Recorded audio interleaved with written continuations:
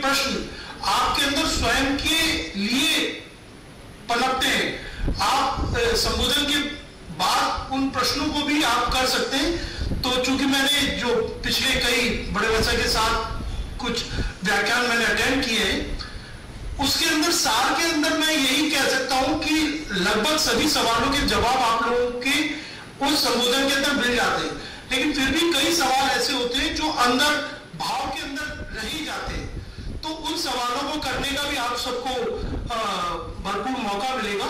तो संबोधन के बाद एक क्वेश्चन आंसर का राउंड भी होगा, जिसमें आप जो भी चाहें हैंड्स अप करके आप अपने सवाल पूछ सकते हैं। तो आप सब लोग यहाँ पर पधारे हैं, तो मैं श्रद्धा मैम को आमंत्रित करूंगा आगे बढ़ाने के लिए। धन्यवाद अमित जी। अब हम सब स्त्री देह से आगे इस विषय को समझने के लिए इकट्ठा हुए हैं। इस विषय पर मार्गदर्शन करने वाले हैं माननीय डॉक्टर गुलाब कोठारी जी।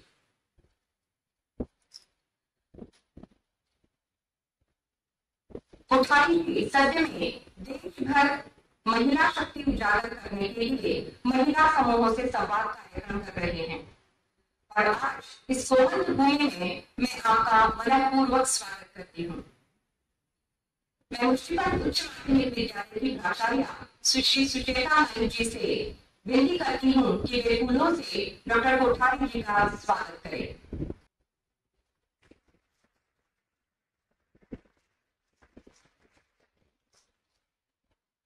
धन्यवाद महोदया। संवाद किसी तरह का प्रवचन नहीं है, किसी तरह का लेक्चर नहीं है। अपन आपस में अपने जीवन की कुछ बातें करेंगे जो आवश्यक है, किंतु पढ़ाई नहीं जाती। माँ बाप भी नहीं पढ़ाते और किताबों में भी नहीं पढ़ाई जाती, बल्कि अब तो एक और किताबों में हम तो पहले ये मानते थे कि शायद भाषा की लड़ाई है। अभी भी मैं आपके प्राचार्य जी से भी बात कर रहा था, अंग्रेजी मीडियम की जितनी किताबें हैं उसमें भारत नहीं है, भारतीय परंपराएं नहीं है, भारत का इंसान नहीं है, उसमें केवल विषय पढ़ाए जाते। यही हाल बाकी शिक्षा का भी हो गया। आप किसी भी हायर एजुकेशन की कोर्सेज में जाओ तो आपको विषय पढ़ाए जाते हैं। विषय की जो जीवन में भूमिका है, व्यक्तित्व के निर्माण में जो भूमिका है, वो नहीं है। और इसका नुकसान क्या हो गया कि हमारे शरीर में 4 अंग है। एक शरीर है, दूसरा मन है, तीसरा बुद्धि है और चौथा मेरी आत्मा है। आदमी कब अच्छा व्यवहार करेगा, कब उन्नति करेगा, कब जीवन को समझेगा और प्रकृति के साथ जी सकेगा, वो जो होगा जब ये चारों धरातल समान रूप से विकसित होंगे। शिक्षा ने ठीक उल्टा कर दिया। हम जब पैदा होते हैं तो हमारे पास चारों धरातल हमारे सामने होते हैं। शिक्षा में एक तो बुद्धि को बहुत जोर दिया, क्यों पढ़ाने पर कोई भी जोर देता है, माँ बाप भी जोर देते हैं। यानी आपकी बुद्धि प्रखर होनी चाहिए। दूसरा शरीर पर जोर दिया गया, किंतु मानव और आत्मा ये पढ़ाई से बाहर हो गए। तब शरीर इंफॉर्मेशन पे चलता है, बुद्धि नॉलेज पर चलती है, दोनों चीजें बाहर से मेरे पास आती है और बाहर जीने के ही काम आती है। इंफॉर्मेशन और नॉलेज मेरे प्रोफेशन में काम आएगी, व्यापार में काम आएगी, नौकरी में काम आएगी, इंडस्ट्री में काम आएगी, मेरे जीवन में उनकी उपयोगिता नहीं होती। आता है तो नॉलेज मेरे कष्ट को दूर करने में काम नहीं आ सकती। वहां एक समझ काम आएगी, जिसको आप विजडम कहते हैं, वो काम आएगी, और वो बाहर नहीं मिलती। वो मेरी भीतर से उपस्थिति है समझदारी, बुद्धि के साथ जुड़ाव नहीं है समझ का। शिक्षा में बुद्धिमान बनाने समझदार नहीं बना, इसको समझना पड़ेगा। हम पढ़ रहे हैं, हम जी रहे हैं, जो कुछ सारे दिन भर में करते हैं, क्यों करते हैं? क्योंकि हमारे मन के अंदर कोई इच्छा है, इसको हमें पूरी करना है। इच्छा अगर नहीं है तो शरीर काम नहीं करेगा, बुद्धि काम नहीं करेगी, हम बैठे रहेंगे। इच्छा होगी तो कर्म होगा। देखिए, तो मेरे जिंदगी की जीने का जो आधार है वो मेरी इच्छा है। हमें क्या बनना है? इच्छा है, बड़ा सवाल है। और इच्छा बुद्धि में पैदा नहीं होती, शरीर में पैदा नहीं होती। शरीर तो सही पूछे तो अपने आप में हीलिंग बॉडी है, सेल्फ सस्टेनिंग बॉडी है, ऑटोनोमस बॉडी है। इसको किसी दूसरी बॉडी की जरूरत नहीं है। आप समझिए इस बात को, क्योंकि आत्मा तो मरता नहीं है, आत्मा को पैदा नहीं किया जा सकता और वो पढ़ाया भी नहीं जाता। माँ बाप जिसको पैदा करते हैं वो शरीर है। माँ बाप आत्मा को मुझे पैदा नहीं कर सकते, माँ बाप मेरे शरीर को पैदा करते। यानी मैं आत्मा हूँ, मेरे शरीर नहीं हूँ, ये मुझे बहुत रूप से समझ में आ जाना चाहिए। तो हम अगर जीते हैं तो मुझे अगर विकास करना है, उसका अर्थ होगा मुझे आत्मा को विकसित करना है। शिक्षा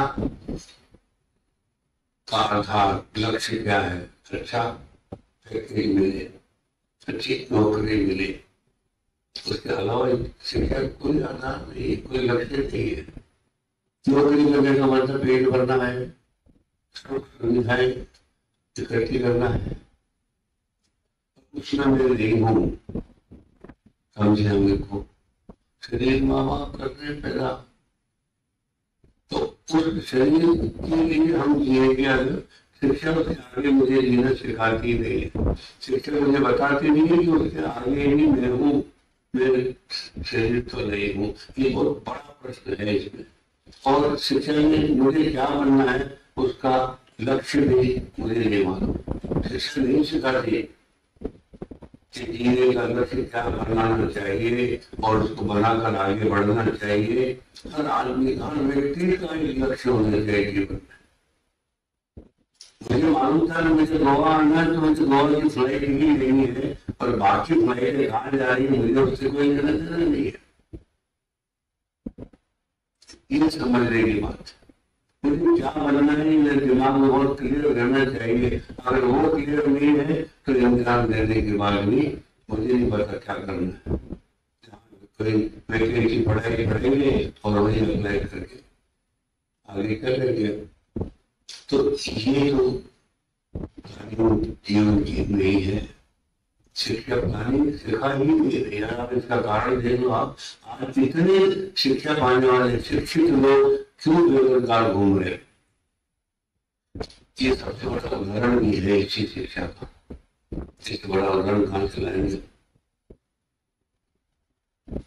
और इसको अगर उद्देश्य नहीं समझ में आ गया तो मुझे क्या करना है, तो मुझे अपने जीवन की कीमत समझना है। मुझे क्या करना है, क्या नहीं करना है, वो तो मुझे समझ में आएगा। कहाँ जाना और नहीं जाना अगर ये साफ है तो इससे अच्छा पूरे जीवन को संचालित करने में संभव नहीं, सक्षम नहीं हो सकते। बात को इसका मतलब है मेरी जिंदगी में जो उम्र का पीरियड है ये भविष्य के निर्माण का पीरियड है। इसका एक एक पल, एक एक क्षण, एक एक सेकंड होने में तोड़ने जैसा है, इतना मूल्यवान है। मुझे इसको वेस्ट नहीं करना, संभव नहीं है। अगर कर दिया तो मेरा फ्यूचर खराब हो जाएगा। और हम कहाँ करते हैं, अपनी मेमोरीज में वेस्ट करते, सोचते रहते पुराने यादों में चले गए, कहीं और सोचते, और या भविष्य की चिंता में इस समय को खराब करते। मेरे काम के नहीं है, क्योंकि जो जीवन का हिस्सा मेरा बीत गया वो आके लौटेगा नहीं, और जो कल है वो मुझे नहीं मालूम क्या होगा, कैसा होगा, तो मेरे हाथ में नहीं है। इसलिए दोनों की ही चिंता मुझे छोड़ने की जरूरत है। मेरा भविष्य अगर बनेगा तो मेरे इस वर्तमान से जहाँ पर बैठी है उस पर केंद्रित होना पड़ेगा। जब मेरा भविष्य बनेगा उसके एक एक सेकंड पर ध्यान देना पड़ेगा। इस समय को बिल्कुल वेस्ट करने की संभावना नहीं। कैसे तो आपने सबको सोना लुटा लिया, अगर आपने इस समय को वेस्ट कर दिया तो वर्तमान से बड़ी कीमत इस जीवन में किसी चीज की नहीं है। जिसको आप साधना कहते हो, मेडिटेशन कहते हो, वो भी वर्तमान में ही नहीं है। और कोई नहीं, आप जो काम करते हैं उसमें आपका मन और शरीर, मन और प्राण तीनों जुड़े हैं, अगर वही मेडिटेशन है। आप खाना खा रहे हैं तो भी मेडिटेशन है। आज हम गलती कहाँ करते हैं, खाना खाते समय भी कहीं किसी से बात कर रहे हैं, कहीं चर्चा कुछ हो रही है, तो मुझे तो मालूम है कि मेरे सामने जो खाना रखा है किसने खाया नहीं खाया पता नहीं पड़ा, तो वो खाना आपके काम कैसे आएगा। जबकि हमें सबसे 5 इंद्रियों से खाना खाना चाहिए। सबसे पहले आंख से खाएंगे, नाक से खाएंगे। देखो आप खुद देख लो, अगर खाने के ऊपर आप केंद्रित हो, फोकस हो, तो आप सब चीजों को देखोगे खाना खाया जा रहा है। ये भी पता लगेगा मेरे खाने क्या नहीं खाना, मेरा अंदर से आवाज आती है, मन बोलेगा आज मेरे को दही नहीं खाना। तो आवाज कब सुनाई देगी, जब मैं खाने पर फोकस हूँ, कोई चीज मेरे दिमाग में इधर उधर की नहीं है, तो मुझे पता मेरे को दही बाहर निकल देती। और यही है काम को समझने के बाद, यही मेरे फ्यूचर के निर्माण का सबसे बड़ा रास्ता। और यही वो रास्ता है जिसने इस पढ़ाई ने मुझे इस रास्ते से दूर कर दिया। एक रास्ता मुझे अपने आप से दूर कर रहा है। पढ़ाई में, शिक्षा में आत्मा की बात नहीं करते, मन की बात नहीं करते, तो मुझे अपने आप से दूर कर रही है। मैं जितनी चीजें सीखता हूँ उनमें क्रोध नहीं है, मेरा अपना स्वरूप ही नहीं है। इनको हमें में समझ तो हम आगे कैसे बढ़ेंगे। बड़ी बड़ा कौन होगा, ये बहुत बड़ा प्रश्न है। बड़ा कैसे हो, मुझे तो बड़ा होना है। बीज अगर पेड़ नहीं बनेगा तो बीज के जीवन का मतलब क्या है, कुछ भी नहीं है। हर बीज को पेड़ बन जाना है। हम में से हर एक को पेड़ बन जाना, हम सब बीज हैं। समझे हमको इस बात को, मुझे में समझना है तो यही बात है। बीज अगर जमीन में गड़ेगा तभी पेड़ बनेगा, ये उसकी दूसरी कंडीशन है। मुझे अगर पेड़ बनना है तो मुझे जमीन में भी रखना है। बीज अपने फल खाने की कामना नहीं रख सकता, अगर वो अपने फल खाएगा तो पेड़ कैसे बनेगा। इसी जीवन निर्माण के मूल जो सिद्धांत है, पृथ्वी के जो सिद्धांत है हमको यहाँ दिखाई देते हैं। और इसको समझने के लिए मुझे धरती को भी समझना पड़ेगा, बीज को भी समझना पड़ेगा, हवा पानी को भी समझना पड़ेगा। बीज थोड़े दिन बाद जमीन में से खत्म हो जाता, वही पेड़ बन रहा है धरती के साथ मिलकर। धरती उस बीज की आत्मा का, प्राणों का पोषण करती है और वो बीज के प्राण पेड़ बड़े होते चले जाते हैं। यानी मेरा जो शरीर है वो मौत चलाती है, वो बीज में शरीर का बीज माँ उसने निर्माण किया मेरे शरीर का, दूसरा कोई नहीं चला सकता। और उसी शरीर में पिता का प्राण भी चलता है और वो पेड़ बड़ा होता है, पक जाता है तो उसके फूल लगते हैं, अंदर फिर बीज आता है तो वो बीज अगर पिता उस पेड़ में काम नहीं करेगा तो फल में बीज ही नहीं आएगा। उस फल में फिर बीज आ गया, उसका अर्थ है कि इसी पेड़ में पिता भी काम कर रहा है। तब हम सोचे हम कौन है, मेरा शरीर माँ, पिता मेरी आत्मा, मैं इसको समझना, ये शिक्षा का या मेरे चिंतन का या मेरे जीवन का मूल आधार होना चाहिए। अब साइंस क्या कहती है? साइंस तो कहती है कि दुनिया में दो एलिमेंट होते हैं, एक मैटर होता है, एक एनर्जी होती है, तीसरा कोई नहीं। हम भी कहते हैं हमारे यहाँ में दो ही एलिमेंट है, हम उसको कहीं ब्रह्म और माया कहते हैं, हम उसको कहीं लोचा वर्षा कहते हैं, कहीं हम उसको अग्नि सोम कहते हैं और स्थूल शरीर में हम उसको पुरुष और प्रकृति कहते हैं। भाषा का ही तो फर्क है, तो भाषा में हर भाषा में अलग अलग नाम तो हो ही सकते हैं, पर जो साइंस के लिए हमने उसमें साइंस वाले जो अध्यात्म हमारे यहाँ कोई अंतर नहीं है। आप ऊपर उठेगी तो ठंडी होगी, सिर्फ छोटा सा सवाल है, और ठंडी होगी तो उसको हम कहते हैं सोम बन जाएगी। और ठंडी होते सोम बन गई, ठंडी होकर पानी बन गई, फिर भारी बन होकर नीचे गिरने लगा, फिर नीचे गिरते गिरते फ्रिक्शन से गर्म होते हुए आग बनती नीचे आ गई। वही आग पानी बन रही है, वही पानी आग बन रहा है। दो नहीं है, जो साइंस भी ये मानती है कि एलिमेंट लेकिन दो रूप में काम करता है, आपस में रूप बदलते रहते। हमारा भी वेद भी यही कह रहा है, हम तो अलग बात नहीं कहते। अलग बात कहाँ हो रही है उसको हमें समझना पड़ेगा। गीता क्या कहती है? एक तो हमारे बड़ा सिद्धांत है अर्धनारीश्वर, हर व्यक्ति आधा आदमी है आधा स्त्री, हर स्त्री आधा आदमी है आधा स्त्री है। बहुत बड़ा सिद्धांत है। वही बात है कि जिसको आप मैटर और एनर्जी कह रहे हो तो हर आदमी मैटर और एनर्जी है।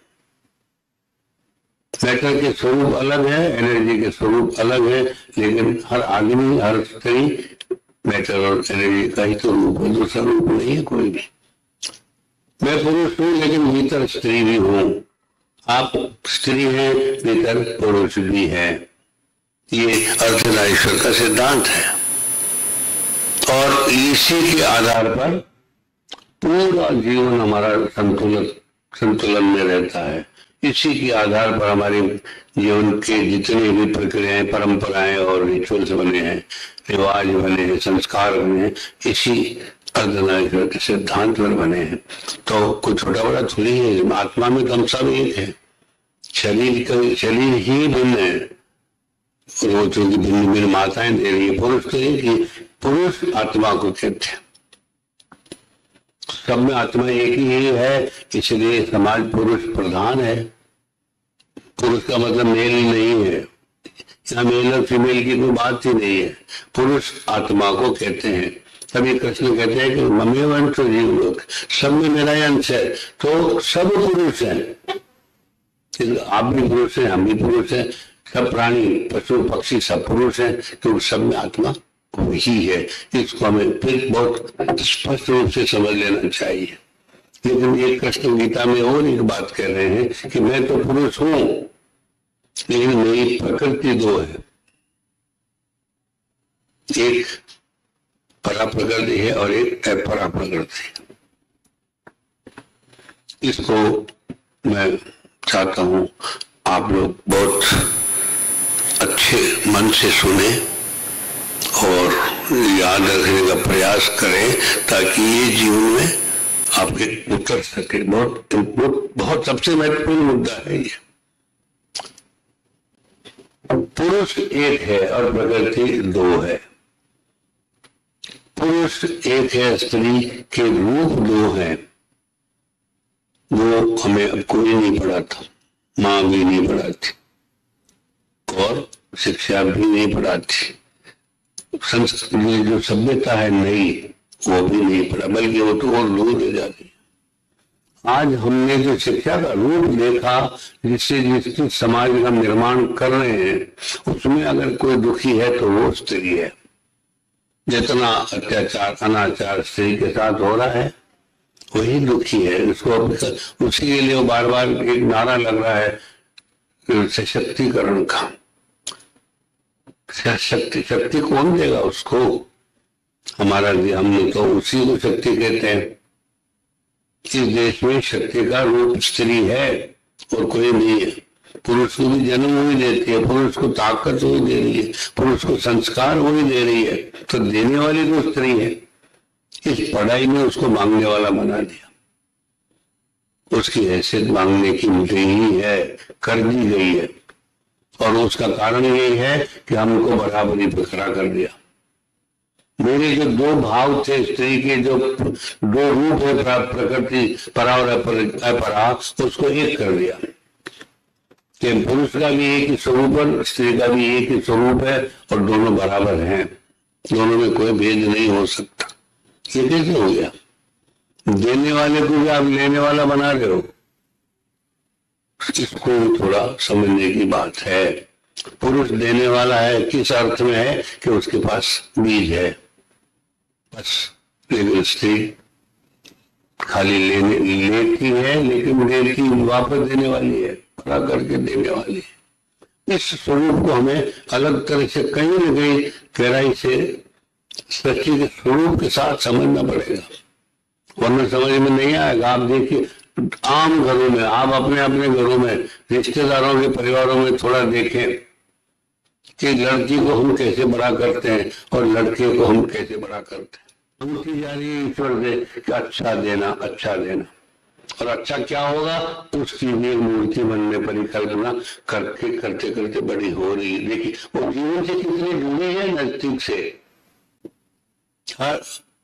बहुत गहराई की बात है। लड़का जीवन से नहीं जुड़ता, प्रोफेशन से जुड़ता है, व्यापार से जुड़ता है, जो भी उसको करना है आजीविका के लिए सिर्फ, और वो खुद से बाहर जी रहा है। लड़की भीतर भी जी रही है, अपनी आत्मा के साथ जी रही है, खुद के स्वरूप का भी निर्माण कर रही है। देखना इस बात को, ये बड़ा अंतर आ रहा है समाज के विकास में और समाज के निर्माण में। इस अंतर की सबसे बड़ी भूमिका है।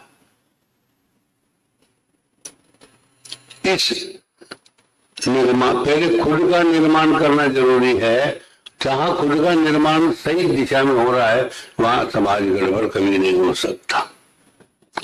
आज इस पढ़ाई में उस लड़की का जो आधा भाग है पुरुष का, अग्नि वाला जो तत्व है उसके पास है, उसको भी बढ़ा दिया। तो एक तत्व जब बढ़ता दूसरा कम होता जाएगा। हुआ क्या कि जब इधर इसका एक हिस्सा सोना है, ये पुरुष का जो अग्नि भाग है वो पूरी तरह से परिपक्व ही नहीं है, वो आक्रामक है, उसमें उष्णता है, उसमें अतिक्रमण का भाव पैदा हो गया है। समझना इसको, वो अग्नि का रूप, अग्नि तोड़ता है, जोड़ता नहीं है।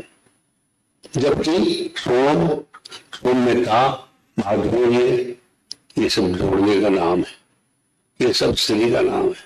स्त्री मन से जीती है, मन में मिठास है, मन में सपना है, मन में दुख दर्द है, दया करुणा वात्सल्य है, मन में इच्छाएं हैं, कामनाएं हैं। इसलिए हम स्त्री को कामनाओं का पर्यायवाची कहते हैं। पुरुष में ये सब नहीं है जो स्त्री में है। स्त्री के पास हजार हजार गुण है जो पुरुष में नहीं है, क्योंकि वो मन नहीं है, शून्य, मन शून्य है उसका। उसकी बुद्धि प्रकार है, तो वो उसकी अग्नि का, उसका भारीपन, उसकी गर्माहट भारी है। इधर इसका मिठास जो बहुत भारी था स्वभाव से, प्रकृति से, पढ़ाई ने उसको भी कम कर दिया, उसकी भी बुद्धि को बढ़ाना शुरू कर दिया। जहां बुद्धि फिर बढ़ गई, मिठास नीचे आ जाएगी। तब दो पढ़े लिखे, दो हाईली एजुकेटेड पर्सन, लड़का हो या लड़की हो, साथ रहते हैं तो आकर्षण नहीं हो सकता। बहुत मुश्किल से, थोड़ा बहुत छोटा ही होगा वो बात, क्योंकि अपोजिट जो पोल है उनमें तो कभी आकर्षण होता ही नहीं है। हमारे बीच प्रकृति ने आकर्षण दिया इसीलिए है कि एक उष्ण है, एक शीतल है, एक आक्रामक है, एक में माधुर्य है, तब आकर्षण है, तब बैलेंस है।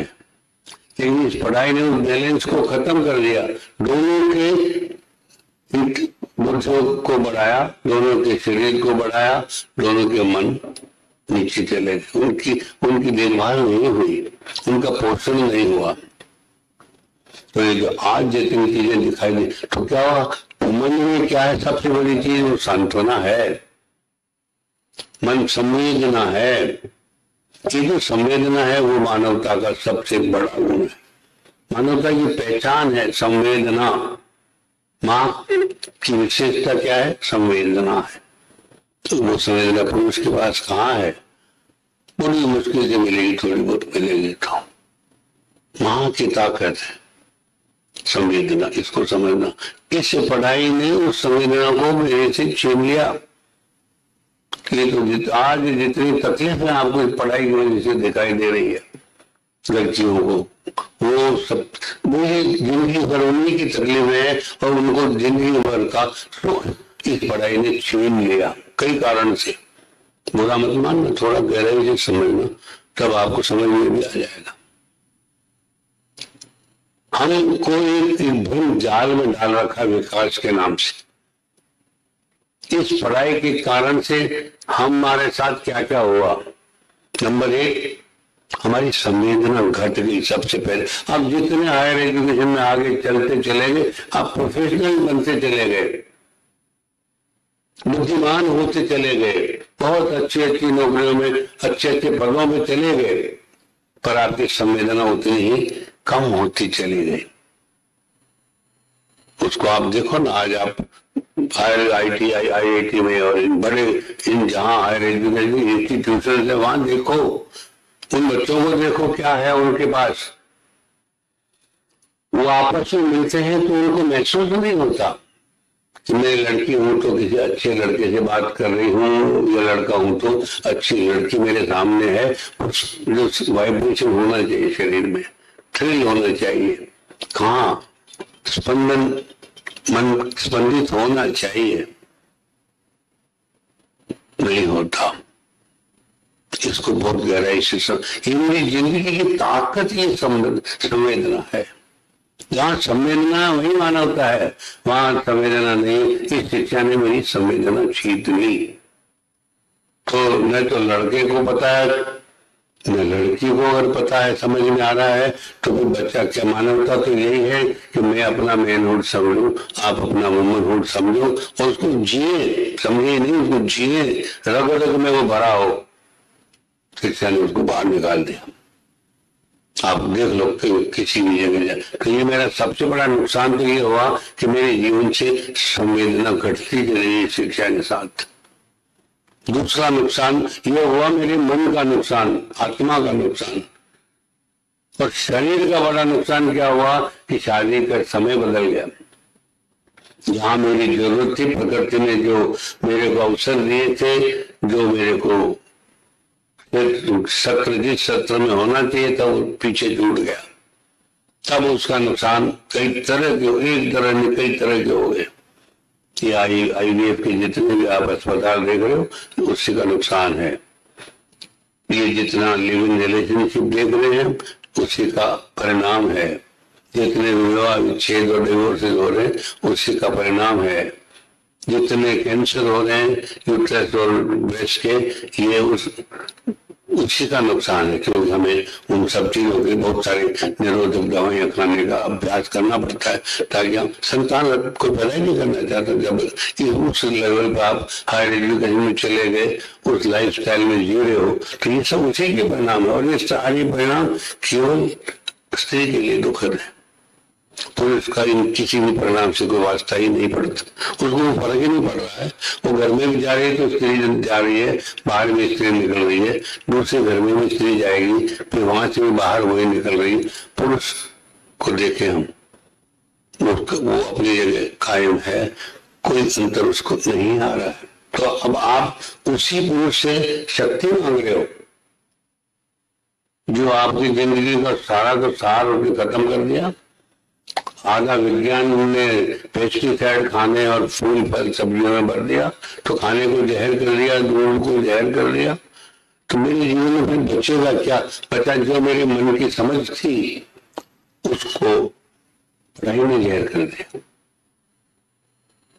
अब इसको हम फिर वापस समझे अपने जीवन में कि अब मुझे जीवन के चक्र को कैसे समझना है और कैसे वापस बदल के अच्छा निर्माण करना, जीवन का अच्छे परिवार का संचालन करना, तैयार करना, कैसे करूं? तो वापस वही आना पड़ेगा कि पुरुष एक है और उसके पास उसकी प्रकृति दो है। पुरुष की प्रकृति को हम कैसे समझेंगे? मैंने आपको कहा बच्ची पैदा होती है तो अपने जीवन की समझ की लेके परिपक्वता के साथ बड़ी हो रही है। पर हिंदुस्तान में जो परंपराएं हैं वो प्रकृति के साथ साथ मंत्रों पर आधारित है। हमारे दो ही कारण है, दो ही मार्ग है जीने के, एक अन्न ब्रह्म है और एक शब्द ब्रह्म है। बस अन्न ब्रह्म हमारा मैटर है, शब्द ब्रह्म हमारा एनर्जी रूट है। समझ रहे?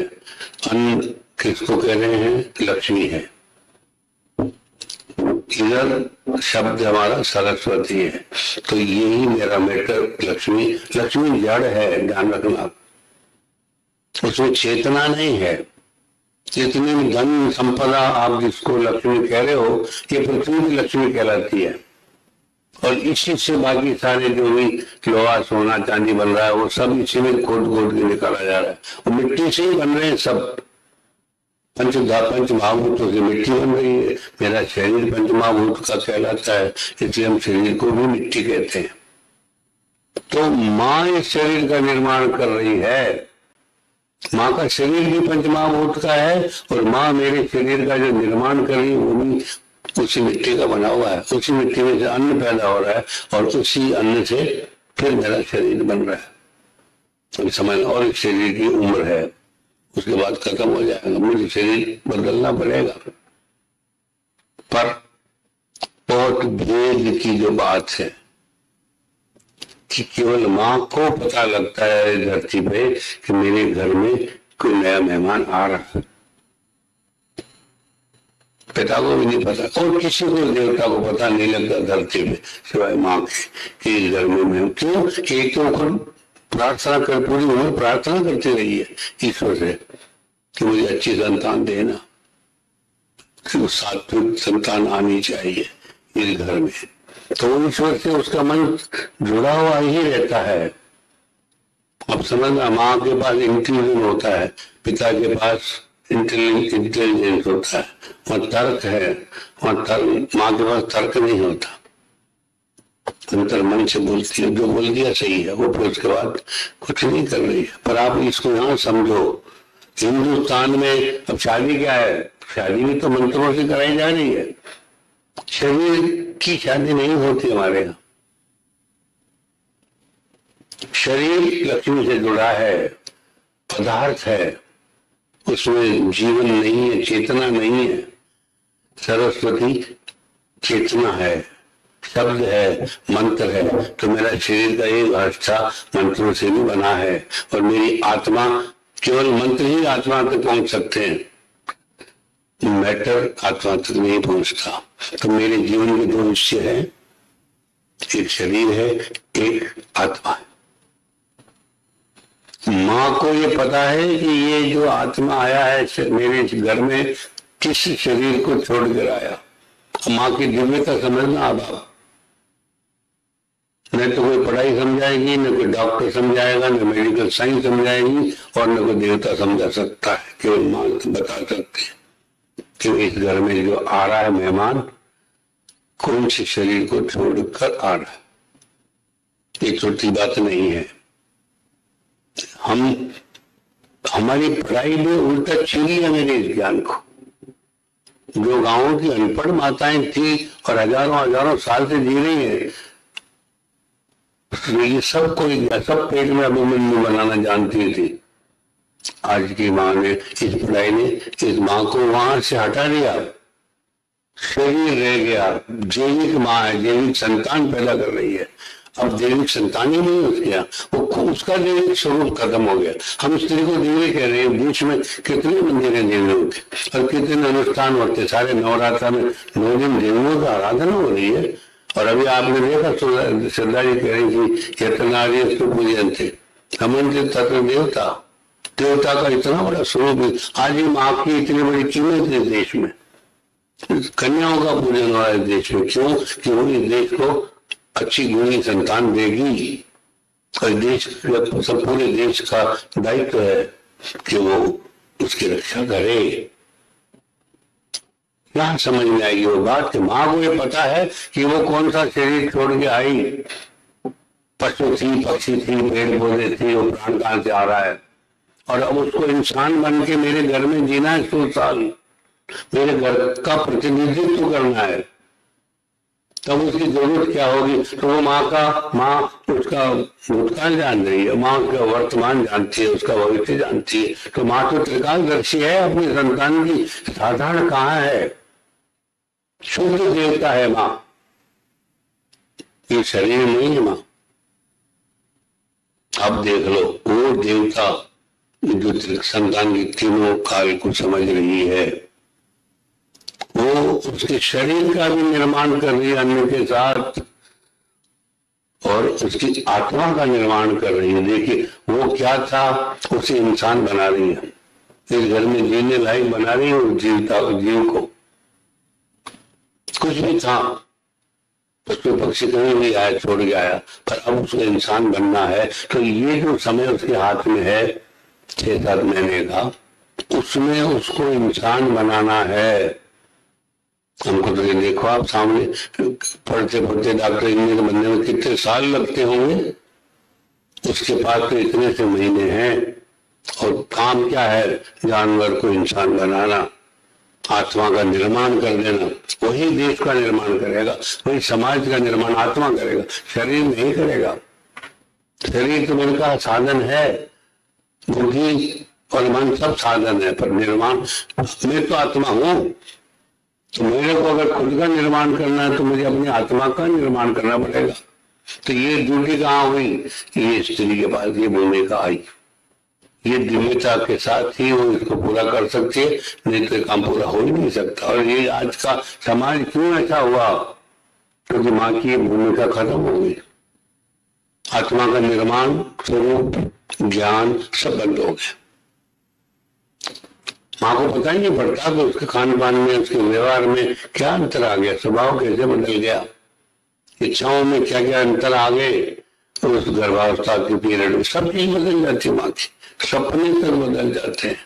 और उसी से वो निष्कर्ष निकालती है अपनी संतान का, क्या थी, कैसे उसको ठीक करना। ये ज्ञान आप लोगों को भी वापस से ढूंढना पड़ेगा। आपके जितने गांव में बुजुर्ग महिलाएं हैं, माता, और शास्त्रों को पकड़ो कि वो ज्ञान क्या है कि मेरी संतान सचमुच अच्छे देश का निर्माण करने लायक हो, अच्छे समाज का निर्माण करने लायक हो और एक परिवार की उन्नति में उसकी भूमिका हो, जिसको हम कहते हैं मेरे दीपक है, खुद का दीपक पैदा हो रहा है, तो वो होता अपने आप नहीं होगा।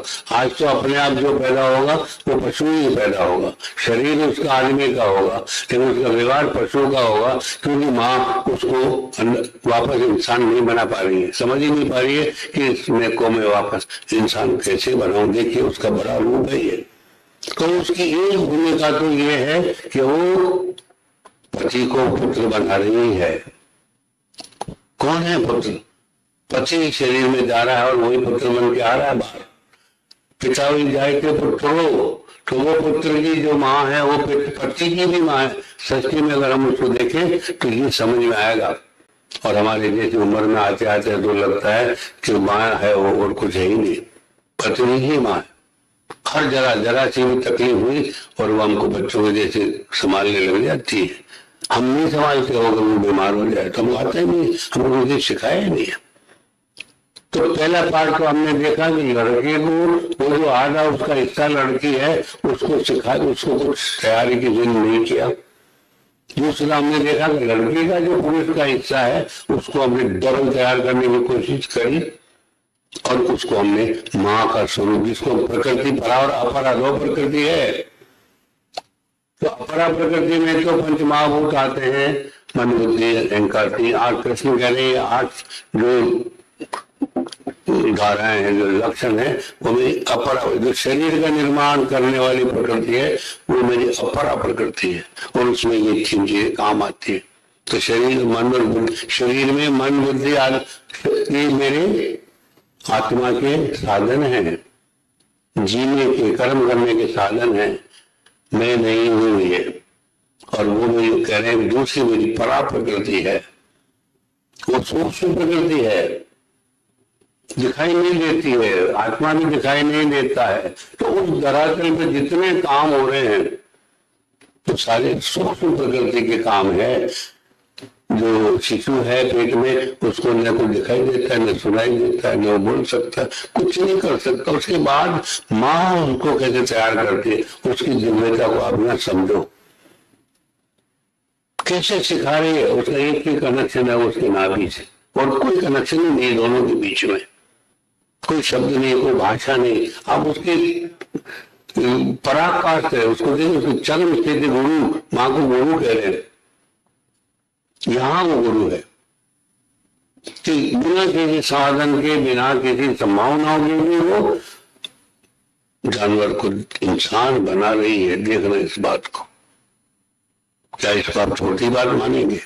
और आप हर एक को ये ज्ञान होना चाहिए कि मुझे हर एक को, मुझे खुद को, यानी आपको हर एक को एक शुद्ध इंसान बना के समाज को सौंपना है। साधारण दायित्व नहीं है ये। पर नौकरी तो आप फिर भी करें, कोई नहीं रोकता आपको, खूब बड़े बने, कोई नहीं रोकता आपको, पर अपनी इस ताकत को, दिव्यता को आप छोड़ना नहीं, बल्कि अब आज से दिव्यता का अभ्यास करना। ये आएगी कब, कैसे आएगी? हमारा जो शादी का जो क्रम है हमारा, वो हमारा माइलस्टोन है, टर्निंग स्टोन है, आप जो भी कहो इसको। जो कन्या अपने आप को तैयार कर रही शादी के लिए, ईश्वर से बार बार प्रार्थनाएं कर रही है, अनुष्ठान पूजाएं कर रही है, गणगौर पूजा, क्या है, शादी के दिन जो उसके साथ मंत्रों के साथ जो आदान प्रदान हो रहा है, आत्माओं का, शरीर का नहीं हो रहा है। शरीर का आदान प्रदान, शरीर का विवाह जो है, ये विवाह नहीं है।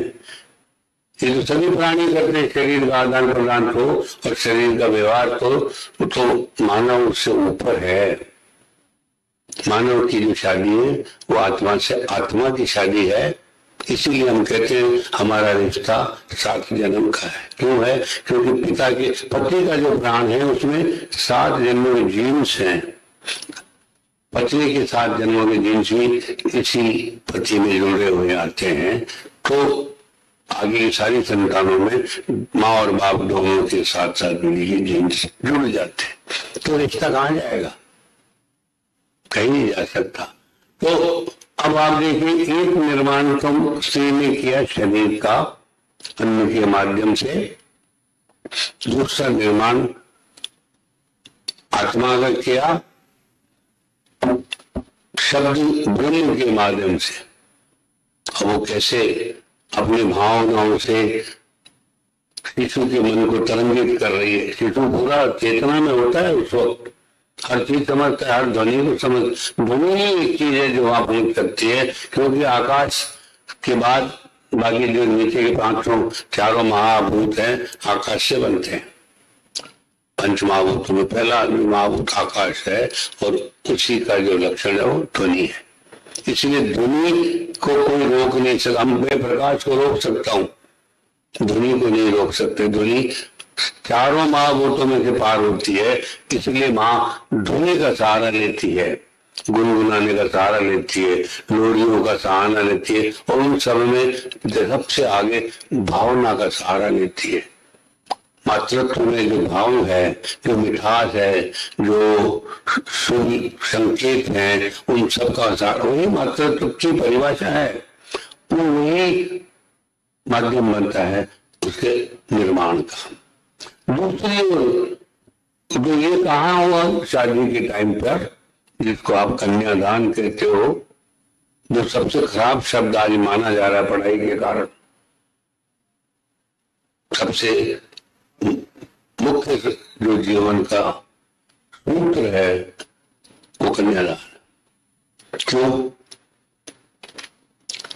आपको मैंने बताया कि पुरुष के पास बीज होता है संतान का, तो पुरुष अपने पुत्र के पास उस बीज को भेज रहा है, आगे संतान संतति क्रम बना रहे, पुत्री को नहीं भेज रहा। आप इसको फिर समझना।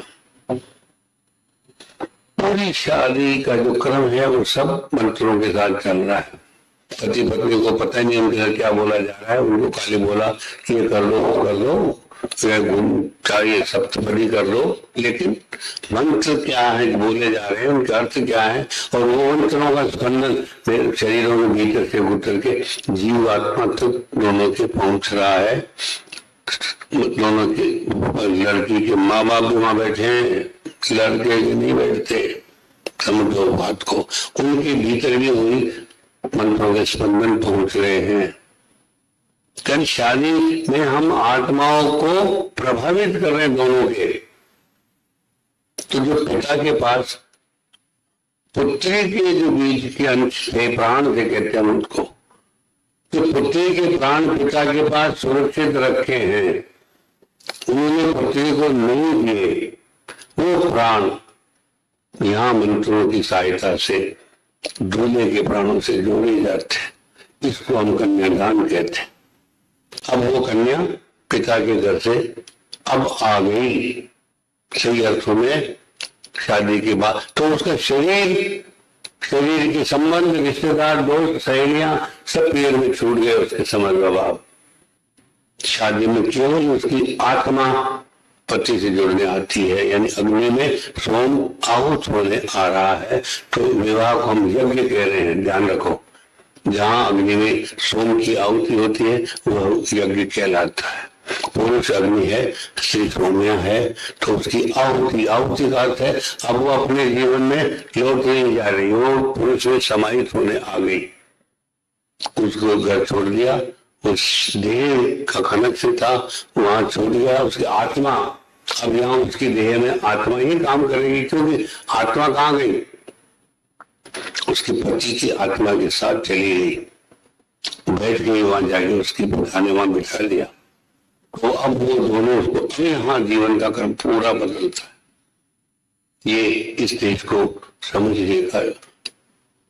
इस देश की सही माने तो दर्शन तो नहीं कहता मैं, पर आप तो समझ देश की आत्मा यहाँ दिखाई देगी आपको, बाकी कहीं नहीं दिखती है। जब वो पाठ खत्म, तब अब यहाँ कौन जी रहा है इसको देखें हम।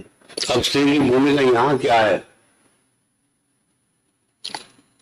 पुरुष के बाद दोनों की आत्माओं के बीच एक जगह बैठे और वो माध्यम बनी। अब उसको पुरुष का निर्माण करना है।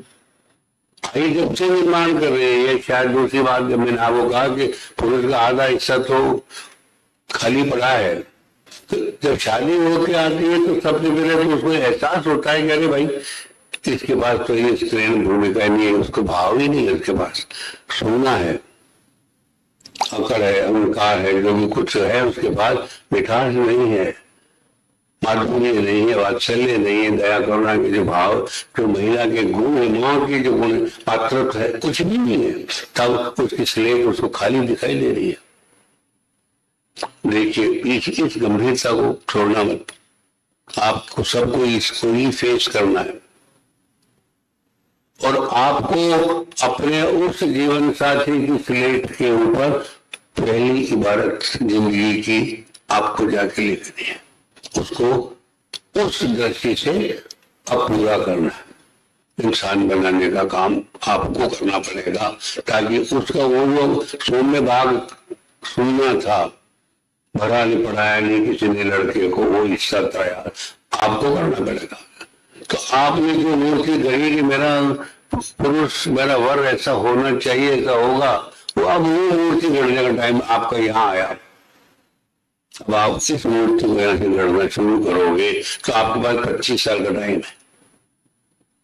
50 में निवृत्ति का समय आ गया, 25 में आप प्रवृत्त हो गए, शादी हुई, परिवार बड़ा हुआ, 50 में आपकी निवृत्ति होगी। समझिए इस 25 साल में आपको इस पुरुष की भी मूर्ति को गढ़ना है और उस गढ़ने के आपके पास बहुत सारे हथियार ईश्वर ने दिए हैं और उसी मूर्ति को गढ़ने में ही बहुत छोटी बड़ी नोक चौक होती होगी, क्योंकि आपको तो आपका जो संकल्प अंदर है वो अग्नि का संकल्प है। देखो ये लाइन में छूट गई मेरे से, पुरुष अंदर से सोम है, स्त्री अंदर से अग्नि है। इस बात ये सबसे बड़ी शक्ति का पहचान यही है। सोम की वो है जो निराकार है, सोम का आकार नहीं होता, ये आप समझे। बाकी हवा है, सौम्य है, हवा है, पानी है, इनके किसी का आकार नहीं, आकृति नहीं है, किसी का केंद्र नहीं, परिधि नहीं है। इनको हम कहते हैं रिक्त भाव में आते हैं। सब सोम रिक्त भाव में रहता है, तो सौम्य रिक्त मानी जा रही है, अग्नि आकृति वाली है, साकार है। इसको ये दो अंतर समझे तो पुरुष बाहर अग्नि से रूप में है, अंदर निराकार है, और स्त्री बाहर निराकार है, सौम्य है, अंदर साकार है। ये भूमि, ये स्त्री की सबसे बड़ी ताकत ये है कि वो अंदर अग्नि है। का अर्थ क्या है? मैं उसके सोम को पूर्ण करूं और उसके कारण मेरा अग्नि पूर्ण होता साथ चला जाए। हम एक दूसरे के पूरक बने, साथ रहने का दूसरा अर्थ ये भी है, हम पूरक बने, एक दूसरे का निर्माण करके दोनों के जीवन को संतुलित करेंगे। यह एक दूसरा कारण इसका यहाँ ये भी समझ में आ रहा है आपको। और उसी पूर्णता के साथ मैं समझ जीवन की इतने डायमेंशन, ये जो पूर्णता ये आपको क्या है, आपकी एक लक्ष्य और जुड़ा है इसी में पूर्णता के साथ कि हमारे जीवन का क्या उद्देश्य शास्त्रों ने दिया मेरे को, वह पुरुषार्थ, धर्म अर्थ काम और मोक्ष। तो ब्रह्मचर्य आश्रम समाप्त होते होते मेरे धर्म अर्थ काम के काम पूरे हो चुके होते हैं। अब मुझे उसी पुरुष को निवृत्ति के रास्ते में डालना है। इसको अभी एक भी मेरा काम है, तो मोक्ष का रास्ता भी उसको मैं ही दिखा सकती हूँ। जब वो स्त्री से विरक्त का हुआ, अब जब उसका सौम्य पूरा भाग पूरा हो गया, वो स्त्री को पूरी तरह समझ गया स्त्री क्या है धरती पर, ऋत और सोम क्या है धरती पर, अब उसकी समझ में आ गया है। अब उसके वो सारे आकर्षण जीवन के समाप्त हो गए, तटस्थ भाव तक वो पहुंच गया है। इसको बड़ी मोटी बात समझ देगी। और क्योंकि दोनों की आत्मा साथ है तो जब मोक्ष मार्ग में यही तकलीफ है, पुरुष ही ब्रह्म का हिस्सा छूट के इस शरीर में आया, पुरुष को वापस ब्रह्म में मिलना है और ये काम वापस यही स्त्री उसको निवृत्ति में ले जाकर वापस ब्रह्म के साथ जोड़ने का काम भी करेगी। तो जीवन का संपूर्ण संचालन पुरुष का स्त्री के हाथ में। अब आप हमारा ब्रह्म इतना बड़ा हो गया, हम जीवन से इतना दूर चले गए कि हम अपनी शक्ति को भूल बैठे। इससे बड़ी शक्ति क्या होगी आपके पास, ये मुझे आप समझा दो। आपको किसी को लगता है कि इससे बड़ी शक्ति कहीं हो सकती है? संभव नहीं है। हजार हजार गुना बड़ी। ये देवताओं के पास ये शक्ति नहीं है कि वो निर्माण कर सके, जीव का निर्माण कर सके, जीव पुरुष का निर्माण करके उस मोक्ष के मार्ग तक ले जा सके। ये संभव नहीं है किसी के लिए करा पाना। सिर्फ क्यों कि दो प्रकृति है, एक पुरुष की और दोनों प्रकृति, और दोनों प्रकृतियों में स्त्री पारंगत है। वो गुरु बृहस्पति की भी ज्ञान है उसके पास, और असुरों का जो गुरु शुक्राचार्य है उसकी भी नीतियों के अंदर पार। स्त्री कभी स्पष्ट सीधी बात नहीं करती, देवताओं का गुण है परोक्ष, परोक्ष वही देवता समझना। स्त्री परोक्ष भाषा में बोलती है, बोलती कुछ अर्थ कहीं निकलता। क्यों कि उसको वो भीतर जो उसका हिस्सा है, दिव्यता का जो हिस्सा है, माया का जो भाग है ब्रह्म के साथ, ब्रह्म कभी नहीं बदलता। बीज सबका ब्रह्म ही है, इसलिए हर आदमी कहते हैं ना ब्रह्मास्मि। तो जब सब ब्रह्म है तो स्त्री का भी एक भाग माया बनकर भीतर जीता है। वो सब स्त्रियां जी रही है, वो भाग मेरा तिरोहित हो गया। उसको मुझे फिर से जीवित करना है, उसको मुझे फिर से विकसित करना है, मुझे उस स्त्री के स्वरूप को पुनः लौटाना है, ताकि मेरी हर संतान अपनी नई दिव्यता लेकर के समाज तक पहुंच सके। नमस्कार।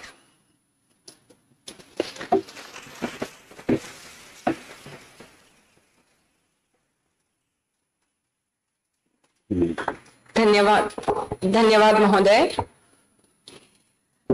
इस सत्र के उपरांत अभी यदि किसी के मन में कोई सवाल हो तो आप पूछ सकते हैं।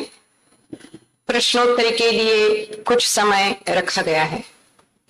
आपने जो परा और अपरा के बारे में बताया, मैं थोड़ा उसमें विस्तृत से जानकारी चाहती हूँ। तीन शरीर है, सूक्ष्म शरीर बीच में है जो दोनों का सेतु बनता है।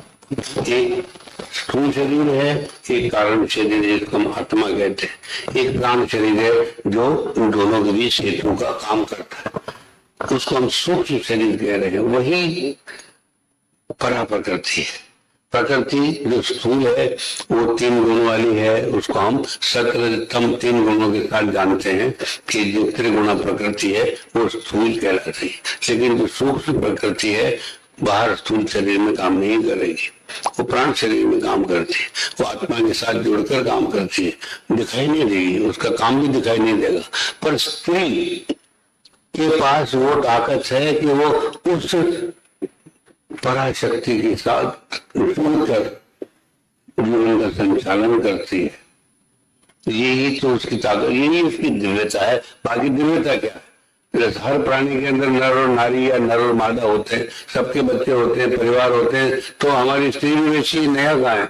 उस दृष्टि, स्थूल दृष्टि से हम भी पशु हैं, लेकिन हम एक कदम आगे इसलिए हैं कि हम स्थूल के साथ साथ सूक्ष्म में भी जीते हैं।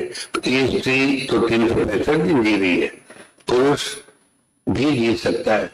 पुरुष के पास जो बीज है वो सूक्ष्म दृष्टि का है, पर उसको सूक्ष्म में जीने के लिए साधना करनी पड़ती। उसको सुलभ नहीं है सारा काम अपने आप में जो स्त्री के पास तो प्रकृति दत्त है कि वो खुद प्रकृति है, और प्रकृति के दो रूप हैं, एक स्थूल है एक सूक्ष्म है। और दोनों ही रूप इस मानव स्त्री को उपलब्ध है, जो अन्य किसी मादा को किसी प्राणी के यहाँ उपलब्ध नहीं है। इसीलिए उसकी ये दिव्यता है कि वो जैसा चाहे वैसा देश का निर्माण हो सकता है, पर नहीं होगा।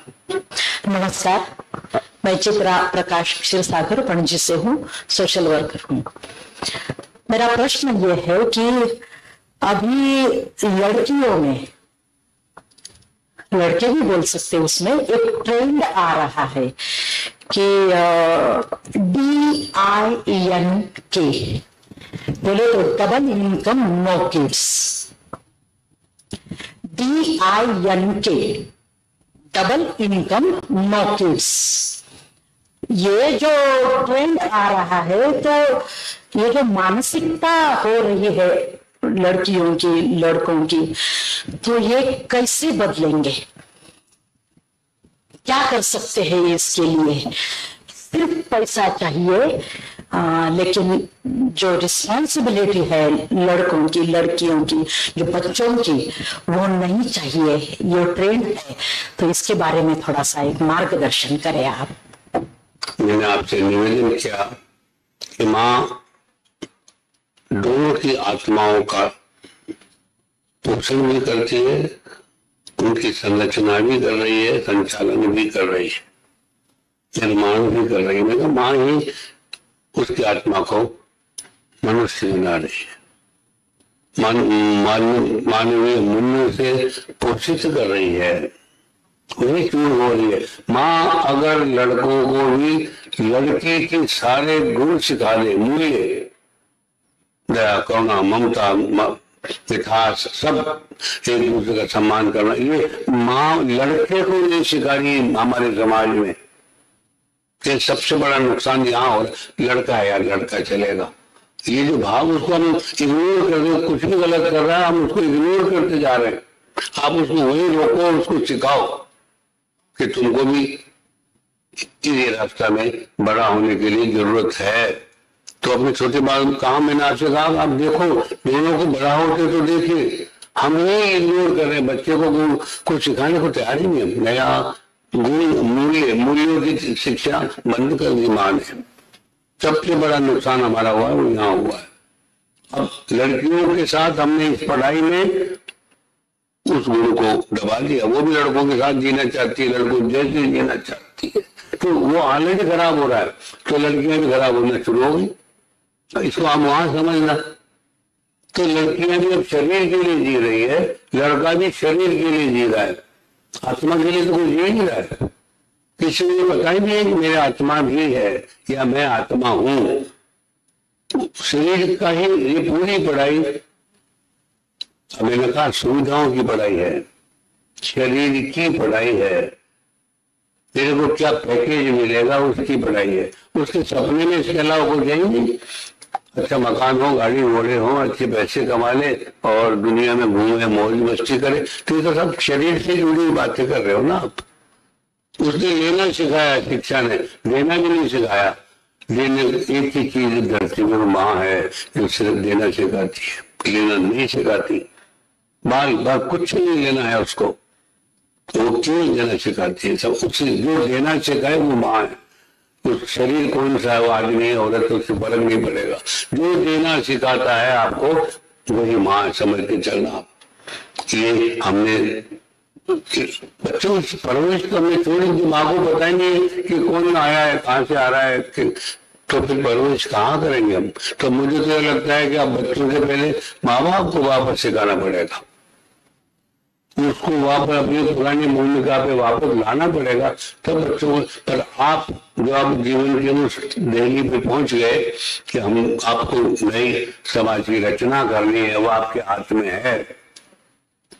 समय रहते आप अपनी उस भूमिका को, उस देवी स्वरूप को, डिविनिटी को समझने का प्रयास करें, उसको विकसित करने का प्रयास करें, उसको नियंत्रित करें, संचालित करें और अपने आप को उस दिव्य स्वरूप में समय से पहले तैयार कर लें। तो मैं समझता आने वाला समाज आपके हाथ से कुछ नई दिव्यता लेके आएगा। आपने जो ज्ञान हमें दिया है वो मन से हमारे मन तक पहुंचा है, वो बहुत ही सुंदर हुआ है। मुझे मालूम है कि हमारे संस्कृति में हमें देवी जैसे पूजा है और सभी धरोहर हमारे कंधे के ऊपर है। फिर भी जब सुन विचार करती हूँ और ग्रामीण भाग के जनजातियों स्त्रियों को जब देखती हूँ तो अभी भी उन पर अत्याचार हो रहा है, अन्याय हो रहा है। जब एक लड़की शादी करके घर में जाती है तो उधर उन पर अत्याचार करने वाले एक सास होते हैं, एक ननद होती है, एक जेठानी होती है। तो इससे हम क्या कर सकते हैं कि हमारी विचारधारा जो अभी भी हम पढ़ते हैं, लिखते हैं, आसमान को हमने छुआ है, मगर बहुत सारे घरों में ऐसा चित्र देखने को मिलता है। तो इसीलिए हम हमारी मानसिकता किस तरह से बदलाव ले सकते हैं बदलाव। आप निवेदन यही है, इन सारे परिपक्ष के बीच में माँ है, स्त्री है, इसको मूल में सब, ये हमारा सारा प्रयास क्या है? स्त्री को ही अपनी भूमिका समझाने के प्रति कुछ जागृत कर रहे हैं हम कि आपकी भूमिका क्या है। हमारे यहाँ की कन्या भ्रूण हत्या का इतना बड़ा दाग लगा हमारे माथे, क्यों? और वो सब में भागीदारी तो माँ की है। इसको हमने कभी नहीं समझाना। और अब तो मैंने क्या कहा, हम सब भोगवादी हो गए, उपभोक्तावादी हो गए, मेटेरियलिस्ट हो गए। इस पढ़ाई ने हमको मेटेरियलिस्ट ही बनाया, पदार्थ की तरफ ले गई हमको इस शिक्षा, और कहीं नहीं ले गई। हम तो चाहते थे कि ये शिक्षा हमको ऊर्जा की तरफ ले जाए, एनर्जी की तरफ ले जाए, स्पिरिचुअलिटी की तरफ ले जाए, कहीं नहीं है। मैं आज ये कहूँगा, अंग्रेजी मीडियम में तो हिंदुस्तान भी नहीं है। आप इसको वहां तक समझेंगे तो बात पकड़ में आ जाएगी कि हम अपने पांव काट रहे हैं अपने जीवन का। सही पूछे तो हम तो अपनी होली हम ही खेलना शुरू कर रहे हैं। हमने जो कुछ पढ़ रहे, हमारे पांव कट रहे हैं, इसमें हम विकसित नहीं हो रहे हैं। ये जो भूमिका आप बता रही हो, ये इसका कारण यही तो है कि आज की स्त्री पढ़ लिख के क्या ढूंढ रही है? पैसा ढूंढ रही है, सुविधा ढूंढ रही है, मकान जो भी है, लक्ष्मी ढूंढ रही है। वो भोगना चाहती है, जीवन को देना नहीं चाह रही है। इसीलिए देश की लड़ाई हो रही है। इसीलिए सुबह से मूल में सास का काम तो होता था कि जो नई बहू आ रही है उसको इस खानदान की सब रीति रिवाज सिखाए कि वो अगली पीढ़ी की सास बने, इस खानदान का प्रतिनिधि बने समाज में। अब उसकी भाषा बदल गई, और इस भाषा का बदलने का कारण कि वो भी बुद्धि से सोच रही है, उसको भी लक्ष्मी चाहिए। अब देखिए लक्ष्मी का वाहन कौन है? उल्लू। उल्लू को प्रकाश में दिखाई नहीं देता, वो जहां जाता है अंधेरे में जाता है। तो ये तो लक्ष्मी खुद जड़ है, उसमें चेतना नहीं है, ऊपर से उल्लू पे सवार है, तो उसका रास्ता उसका जीवन अंधकार में कट रहा है। तो जिसके पास लक्ष्मी है वो अंधेरे का जीवन जिएगा। जो काम अंधेरे में होते हैं वो सब लक्ष्मी के साथ जुड़े हुए मिलेंगे आपको। जब तक उसमें सरस्वती का साथ नहीं होगा, जब तक उसमें प्राणों का स्पंदन, चेतना नहीं आएगी, वो चेतना सरस्वती देती है। लक्ष्मी के पास चेतना होती ही नहीं है। हम जितना ज्यादा लक्ष्मी को इकट्ठा करेंगे, हमारी चेतना उतनी की उतनी जड़ होती चली जाएगी। इसलिए चेतना लक्ष्मी के साथ भी जरूरत है उसकी, नहीं तो हम तो खत्म है, वो लक्ष्मी में ले डूबेगी। पथरा गए, हम पथरा जाएंगे। हमारी चेतना, हमारी जो संवेदना खत्म होती है वो लक्ष्मी के कारण खत्म हो रही है, जड़ हो रही है मेरी संवेदना। उसके लिए तो सबसे ये सरस्वती हम क्यों वंदना कर रहे हैं? शब्द की क्यों हम शब्द ब्रह्म की पूजा क्यों है? ये जब मैंने कहा कि विवाह तो हमारा पूरा सरस्वती के माध्यम से हो रहा है, सारे हवन पूरा सब मंत्रोच्चार के साथ हो रहे हैं। तो देह तो माध्यम है जीवन का, जीवन चलता तो देह से नहीं है। देह तो कार के जैसे है, आप बैठ के जो काम जहाँ जाना चाहते हो उसको ले जाओ, काम खत्म करो, पार्क कर दो, वैसा है शरीर। तो शरीर अपने आप में कुछ नहीं है ना, जड़ है। जैसे सोना चांदी मकान सब जड़ है, शरीर भी जड़ है। इसलिए मेरा निवेदन है कि हम इस जड़ और चेतना के भेद को समझते हुए आगे बढ़े। ऐसे पढ़ाई मेरा नुकसान ही करेगी, फायदा नहीं करेगी। मैं खुद को ही नीचे गिराने का रास्ता मैं रोक ही नहीं पाना, आप नहीं रोक पाएंगे, संभव नहीं है। उसके लिए त्याग करना पड़ेगा, तड़पना पड़ता है प्राणों से। शरीर श्रम करता है, लक्ष्मी श्रम के साथ जुड़ी है, सरस्वती प्राणों के साथ जुड़ती है, थकने के साथ जुड़ी हुई, सुविधा के साथ नहीं जुड़ी हुई है। तो एक आपको निवेदन करता हूं मैं, तो आपका प्रश्न उसी से जुड़ा है। मुझे उस माँ को संकल्पित पहले करना है कि मुझे माँ बनना है, देना है।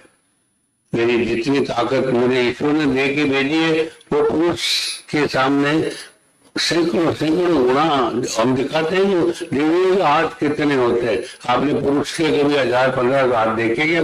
किसी चित्र में नहीं देखे। स्त्रियों के होते हैं, स्त्रियों के सबल। आप एक साथ 4 काम 6 काम दे दो, सारे काम एक साथ कर सकती हैं। मेरे को 2 दोगे तो दोनों गलत हो जाएगा, मैं एक बार में एक ही कर सकता हूँ। कितनी बड़ी ताकत है आपके पास, कभी सोचना उसको। उस ताकत को समझ के उनको बढ़ाओ। आपको मांगने की कहीं जरूरत नहीं पड़ेगी, आप सब देने वाली हैं और देने लायक ही बनेगी। तभी आप समझना कि हम सही स्त्री की भूमिका में हैं और हमें देंगे। क्या मांगेंगे? हम मांगने वाली कैसे हो सकती है? इस पढ़ाई ने मुझे मांगने वाली बना दिया। मेरे को लोग मुद्रा के जैसे काम लेने लगे। क्या मतलब है इसको समझना? इससे नीचे कहाँ गिरेगी, इससे कहाँ ले जाएगी? मुझे पशु बना दिया मुझे। मानव संसाधन विषय बढ़ गया, पढ़ाई का सब्जेक्ट बन गया। देखो संसाधन किसको कहते हैं? संसाधन में चेतना है क्या?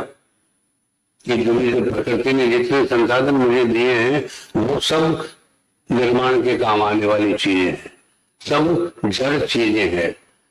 मानव भी संसाधन है, विकास के काम आ रहा है। क्या बात हुई? खरीद बेच की चीज हुई मानव पढ़ाई के कारण होगी। बड़े बड़े विश्वविद्यालय में हार्वर्ड में जाओ तो मानव संसाधन में बड़े बड़े पोथी लिखे हैं। और इससे गिरावट क्या? मैं कहा हार्वर्ड वाला मुझे बताओ, इससे नीचे कहाँ गिराओगे आदमी को? आप जड़ बना के खरीद बेच की चीज बना दिया आपने उसको। संसाधन का अर्थ क्या हुआ दूसरा? मेरा अब सबसे निवेदन है, अपने स्वरूप को पहचाने ये और समय को समझे। एक मिनट इस जीवन का सोने में तोलने लायक है। Don't waste it. गप्पे मारना नहीं है, कोई सिनेमा, पिकनिक, मौज मस्ती सब इस उम्र में जरूरत नहीं है। न आप थकेंगे न भूखे रह के काम कर सकते हो, आप जाग के बिना सोए काम कर सकते हो। सब संभव है, पर मुझे भविष्य बनाना है और उसके लिए तपना है। सुविधा को तो तिलांजलि दे दो, मुझे सुविधा तो चाहिए ही नहीं। जब तक मेरा भविष्य तय निर्माण नहीं हो, मेरे सपने पूरे नहीं हो, तब तक मुझे विश्राम नहीं करना। आपने सही कहा कि माँ ही सब देना सिखाती है और वो खुद देती भी अपने पूरे जीवन भर वो देना ही उसका परम कर्तव्य होता है। मेरे पिता भी कहते थे कि हमेशा जो देता है वो श्रेष्ठ होता है, जो लेता है उसका हाथ नीचे होता है, देने वाले का ऊपर होता है। ये तो बात हम सही समझ सके जब हम आगे बढ़े। जैसे हमारी उम्र बढ़ती गई और हम बच्चों को अच्छी तरह से पालन पोषण किया, उनको सक्षम बनाया, उनके संसार हुए, फिर जब एक स्टेज ऐसी आती है कि हम वृद्धत्व की ओर बढ़ते हैं और हमारे बच्चे, उनको दुविधा होती है कि अब हम हमारा संसार देखें या अपना बीवी बच्चों को देखें जिम्मेदारी, या माँ बाप की जिम्मेदारी देखे। तब माँ जब देती रहती है तो कभी लेने का सोचती ही नहीं है, तो उसके मन में ऐसे लगता है कि अरे मैं बच्चों को क्यों तकलीफ दूं, why not I be independent, और मैं खुद अकेली रहूं या वृद्धाश्रम में जाऊं, उनको तकलीफ नहीं दूं। तो इसमें ये अवस्था में ये माँ की यानी वृद्धत्व में जब वो पहुंचती है और बच्चे उसके अपने संसार में व्यस्त होते हैं, तब उसकी क्या भूमिका होनी चाहिए, किस तरह उसने लेना चाहिए, अपना अधिकार देना चाहिए, या उनको कैसे मार्गदर्शन करना चाहिए, जरा समझाइए आप। प्रश्न इतना ही है कि क्या नई पीढ़ी में मां नहीं होती? आपके पुत्र वधू है तो क्या वो उसमें मातृत्व नहीं होना चाहिए? पोते की बहू भी आएगी तो मातृत्व नहीं होना चाहिए? हम अच्छा, मेरी पुत्री को क्या मैंने मातृत्व का पूरा पाठ नहीं पढ़ाया, देना नहीं पढ़ाया है। अगर ये परंपरा नियमित चल रही है तो कभी दिक्कत नहीं। आप अपने बच्चियों को मातृत्व दे रहे हो, अपने लड़कों को भी मातृत्व दें। दोनों को एक ही समान मूल्य, मानव मूल्य की शिक्षा देनी पड़ेगी। ये तो मैं कह रहा हूं बार बार। तो तकलीफ कहाँ आती है, हम अपने बेटे को लड़की यानी स्त्रीण भाव नहीं समझा पाते, सिखाते ही नहीं है। अगर हम सिखा देते तो आपका प्रश्न ही नहीं उठता, माँ के सामने सवाल ही नहीं आता कि मेरा भी वो दोनों तीन चार पीढ़ी साथ रहकर खिलखिलाकर हंसते हुए जी सकते हैं, पर वो तभी जिएंगे जब लड़का और लड़की दोनों को मानव मूल्य सही समान रूप से समझाए जाएंगे। जहाँ परिवार में लड़के को नहीं समझाते, पूरी छूट है, वो स्वच्छंद है अपने ग्रोथ के लिए और केवल लड़कियों के ऊपर ही दबाव डाला गया, तो वहां संभव नहीं है। और अब नई लड़कियां जो भी खुद अपनी करियर के लिए जीना चाहती है, तो वहां तो पति पत्नी में झगड़ा होता है, पहचान का झगड़ा हो गया, पढ़ाई में पैदा कर दिया, तो आपस में कंप्रोमाइज नहीं करते, अपने अपने प्रोफेशन से अलग होने को तैयार है। अब वापस समझना, तो इंसान तो चर्चा में ही नहीं है, लड़का और लड़कियों के शरीर चर्चा में रह गए, इसको वहां देखना। तो पहली जरूरत मैं आप बच्चों से यही मैं निवेदन कर रहा हूं बार बार, अब मुझे लड़का हो लड़की हो उनको भी समान बराबर की चीजें समझानी है, कोई छोटा बड़ा नहीं है। समानता का भाव हो, सम्मान का भाव, और ये सम्मान का भाव ही तो हम नहीं सिखा रहे दोनों को, और इसी वजह से आज समाज में सम्मान नहीं है और इतने अत्याचारों की कहानियां हम लोग सुन रहे हैं। अगर उस लड़के को वो चीजें सिखा दी होती तो वो भी सम्मान से बात। महिलाओं का आज भी सम्मान है देश में, सब कुछ होने के बाद, क्योंकि आज भी उनके पास मिठास है, आज भी उनके सम्मान देती है, आज भी उनके साथ बैठ करके आप चर्चा करें तो कुछ दिव्यता मैंने पास बैठने से मिलती है उनके पास। ईश्वर ने दे तो रखी है, वो नहीं समझ रही है, विकास नहीं करने वाला बात है, पर वो कहते हैं जो कुछ गंदगी दे नहीं तो भी बात सुबात, उनके पास शक्तियां है, वो दे नहीं दे, आप पास बैठोगे तो लेके उठोगे। आपको पता है किसी व्यक्ति के पास बैठ के आए हैं, वो तो आपको एहसास फिर भी मिलेगा, पर अगर आप उसको विकास को उसको विकसित कर ले, बांट सके, बड़ा कर सके और परिवार को निश्चित रूप में दिव्यता दे सके तो ये प्रश्न स्वतः समाप्त हो जाएंगे। क्योंकि बच्चे और बच्चियां अगर साथ एक तरह से सम्मान के साथ बड़े होंगे तो माँ को समझ ये दिन देखना ही नहीं पड़ेगा, वो तो माँ बहू और बहू की बहू सब एक ही नाव में चलने वाले रहेंगे, साथ साथ समरसता होगी, मुला नहीं होगी। आज वृद्धाश्रम की प्रॉब्लम क्यों आई, इसीलिए आई कि जो बहुएं हैं पढ़ाई में उनको धन की तरफ जोड़ दिया, भोगवादी बना दिया, मेटेरियलिस्ट बना दिया। सासुएं जो आ रही है वो स्पिरिचुअल बन के अपनी पुरानी शिक्षा के साथ जी रहे, मेल नहीं खाते कहीं।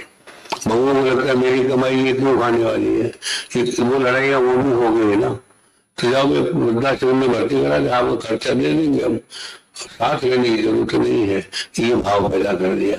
यही से किस कारण हुआ इसको समझे, क्योंकि इंसान की कीमत कम हो गई, पैसा बड़ा हो गया।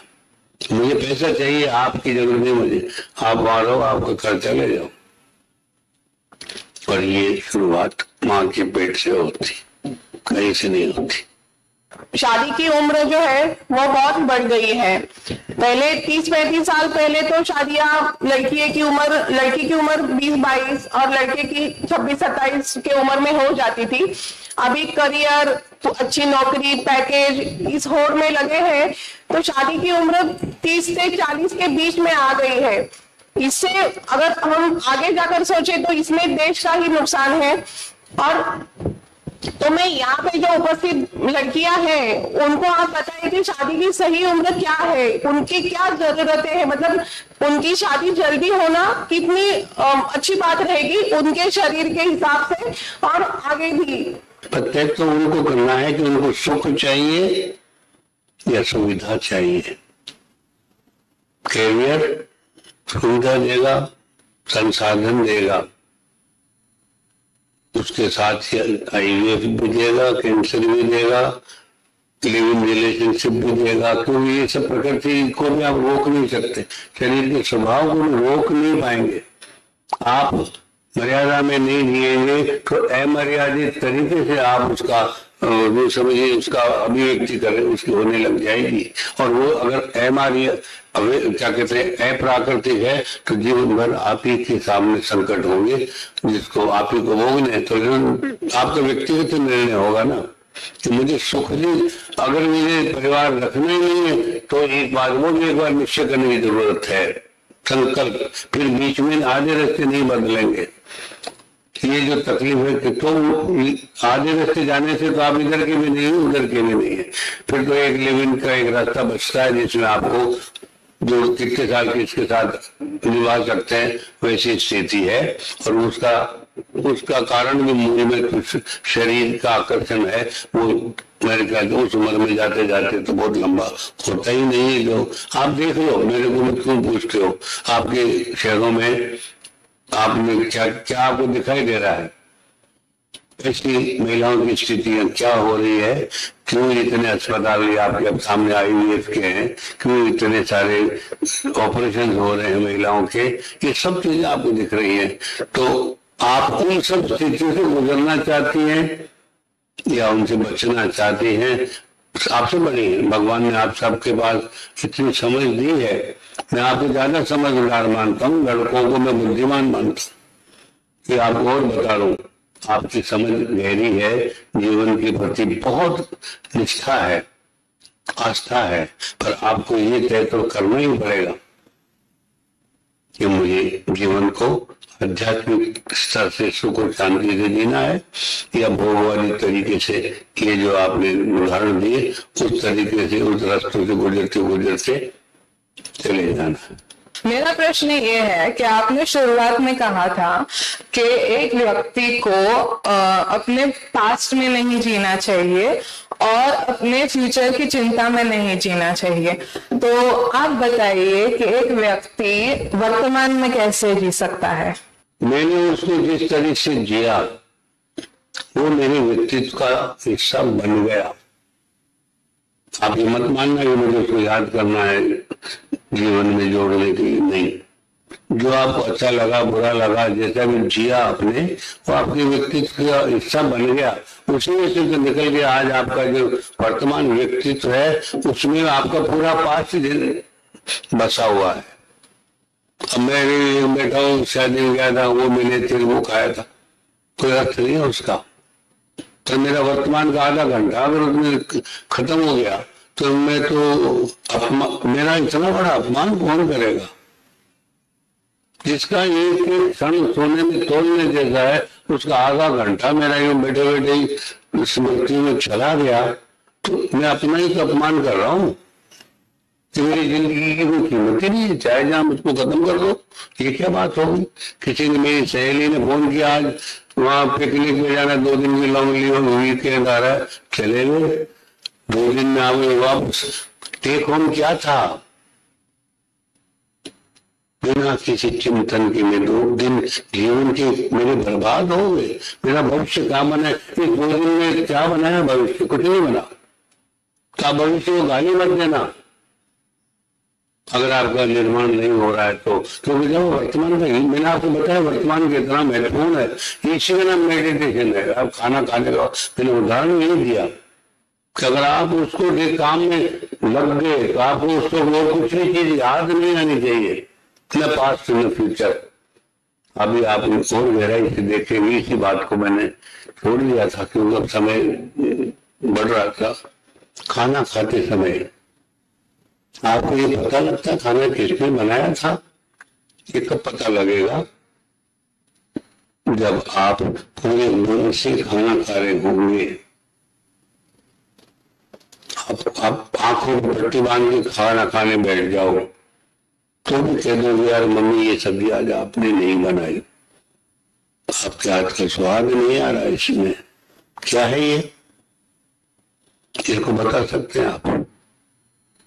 ये है वर्तमान में जीने का उदाहरण। आपकी सारी शक्तियां, सारी इंद्रियां, मन, प्राण सब उसको वहां जुड़े हुए हैं। क्या इससे भी और आगे आप और गहरे जुड़ जाओगे आप, तब आपको खाने में एक सुनाई देगा खाना खाते वक्त कि माँ मेरे को क्या कह रही है। आश्चर्य होगा मेरी बात से आपको, तो आप लोगों ने सुना ही नहीं होगा। खाना खाते समय आप टेबल पे होते ही नहीं है, मोबाइल पे होंगे, कई चीजों दिमाग में चल रहा है, वो करना, वहां जाना है, जो भी है। हाँ, खाना किसने खाया आपको नहीं पता पड़ता। आए और बग खाए आगे भाग के, इसको थोड़ी खाना देते। खाना भी अपने आप में पूर्ण वर्तमान में खाना खाएंगे तो पूजा है, ध्यान है। माँ जब खाना बना रही है तो उसको पता है कि भाई ये चपाती कौन खाएगी, ये बेटी खाएगी तो ऐसी हो जाएगी, ये बेटी खाएगी ऐसी हो जाएगी। समझे ना इस बात को? ये माँ की ताकत यहाँ दिखेगी, नहीं तो न तो आप माँ बन पाओगे और न ये ताकत माँ की समझ पाओगे। ये वो ताकत है जो वो बेटी का निर्माण बिना शब्दों के, बिना सीधे संवाद के निर्माण करती है घर का। वो सुनाई कान में देना पड़ेगा कि माँ मुझे ये कह रही है, इसका गुस्सा खत्म हो जाएगा। ये अच्छा कब सुनाई देगा? जब मेरा मन उस खाने में डूबा रहेगा। अगर मेरे को वो जाना है, वो ध्यान रहेगा मोबाइल हाथ में, तो माँ की वो आवाज कहाँ सुनाई देगी मुझे? और आप क्या माँ बन के बात करना सीख जाओगे? उस तरह की भावना अपने बच्चों के लिए पैदा करके उन भावनाओं को संप्रेषण सीख जाओगे। माँ की सबसे बड़ी ताकत है ये खाना बनाना, जो परिवार के हर मेंबर को नियंत्रण में रखती है इस खाने की भाषा से। और उसको भी सुनाई नहीं दे कि मेरे को कोई अक्ल दे रहा है, और सबको अनुशासन में रखती है। और आज की लड़की, आज की पत्नी घर में खाना बनाने को भी तैयार नहीं है, बाहर खाना खाना चाहते हैं। समझना, इसका मतलब मैं परिवार के निर्माण की जिम्मेदारी लेना ही नहीं चाहती। मेरे बच्चे, पति, सास, ससुर कौन कहाँ जा रहा है, कैसे जीता, मुझे कोई लेन देन नहीं है। मुझे खाना नहीं बनाना। मेरे पास इतनी कमाई है, मैं रोज शाम को घर पे बाहर जाके खाना खा के दोनों जन आके सो जाएंगे। सो जाओ। तो निर्माण की चिंता क्यों करते हैं? फिर आपके बच्चे बड़े होकर आपको दुख देते हैं तो चिंता क्यों करते हैं? घर से निकाल देंगे तो भी चिंता क्यों करते हैं? क्योंकि आप ही ने तैयार किया उनको। बच्चे माँ बाप को किताब के जैसे पढ़ते हैं। ये आज आप निकले ना मेरे से, आपका सिखाया हुआ आप कुछ याद नहीं करेंगे, पर जो आपको देखेंगे जीते हुए, बस वही उनकी किताब है, उसको याद करेंगे। तो आप जो जीते हो, जो कुछ करते हो, जैसे जी रहे हो, बच्चे वैसा ही आपकी नकल करेंगे। आप जो उनको ज्ञान दोगे वो उनके काम नहीं आएगा। ये मुझे आप लिख लेना। इसलिए आप जिस मर्यादा में जियोगे, आपके बच्चे सोते ही बिना पढ़ाए उस मर्यादा में बड़े हो जाएंगे। हाँ, नमस्कार, मैं मंजरी वाटवे, साहित्यिका और काउंसिलर हूँ। मेरा ये सवाल है कि बच्चे जो है वो टीचर की सुनते हैं, दूसरा फ्रेंड्स की माँ की सुनते हैं, लेकिन अपनी माँ की नहीं सुनते। वो कुछ भी बोलते हैं वो अनसुना करके छोड़ देते हैं। तो एक भावी पीढ़ी के लिए माँ का सुनना कितना जरूरी है, इस पर आप थोड़ा मार्गदर्शन करेंगे तो अच्छा रहेगा। बच्चे माँ की सुनते, पत्नी की नहीं सुनते। क्या कहा आपने? सभी की सुनते हैं, लेकिन वो अपनी माँ जब उसे कुछ बताती है तो बच्चे नहीं सुनते, अनसुना करते हैं।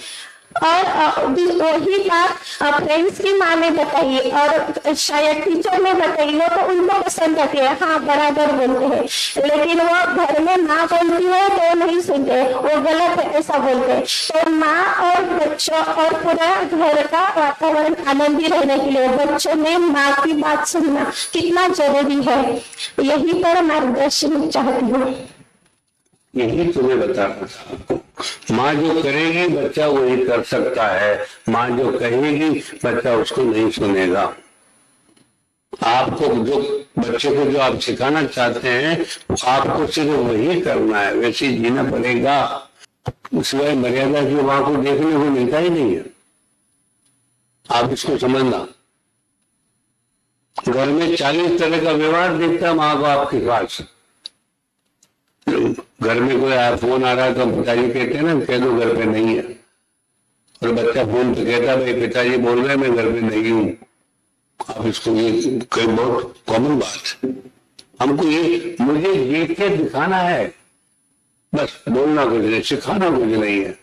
सिखाने से बच्चा कभी नहीं सीखेगा, क्योंकि मेरे पास उतनी ताकत नहीं है। सिखाने का अर्थ होता है उसके मन का जो अंतरात्मा में व्यक्त करके उसको रूपांतरित करना। वो काम केवल माँ पेट में करती है, बाहर आके नहीं कर। बाहर तो केवल बाहर के स्वरूप को ही ठीक कर सकती है, मटके के स्वरूप को पकाने के बाद नहीं बदला जा सकता। रंग रोगन बदल सकते उसका। उसको अगर जो कुछ आपने पेट में सिखा दिया, गढ़ दिया, बस वही आपका 100 साल आपके सामने खड़ा मिलेगा या मिलेगी। आप उसको बदल नहीं सकते, नो, कोई संभावना नहीं। फिर तो ये मैंने कहा ना, आपकी स्कूल पढ़ाई इवन धर्म के आचार्य साधु संत कोई नहीं समझ, कोई बदल नहीं सकते उसको। जो घड़ा पक गया वो पक गया। आप उसको कह सकते हो तो लड़का है, लड़की है, हिंदू है, मुसलमान है, और कुछ भी पढ़ा दो, रंग रोगन लगा दो उसके, लेकिन उसके स्वभाव को, स्वरूप को कोई नहीं बदल सकता, देवता भी नहीं बदल सकता। फूट जाएगा वो, बदलेगा नहीं, ध्यान रखना आप। तो मैं अपने उस जिंदगी, इसीलिए मैं बार बार आप लोगों को आया क्यों हूं मैं, समय रहते हुए आपकी ये समझ जाग जाए कि आपके जीवन का सुख और दुख कहाँ छुपा है, आपकी ताकत कहाँ बैठी हुई सो रही है, उसको जगाना है। जो कुछ अब तक सीखा उसको भूल जाओ, और ये जो कुछ सीख रहे हो उसके साथ में ये भी सीख के चल बड़े हो। शरीर, बुद्धि, आत्मा, मन, चारों चीजों को बड़ा करना है, अपने प्रेम भाव को देने वाला बनाना है। कोई भी बीज अपना फल नहीं खा सकता, ध्यान रखना। जो अपना फल खाता है वो वो पेड़ ही नहीं बन सकता, कभी संभव नहीं है। पेड़ बनना है तो खुद के अस्तित्व को भूलना ही पड़ेगा। अपना भी सुख ढूंढूं और बच्चों का भी सुख ही करूं, संभव नहीं है।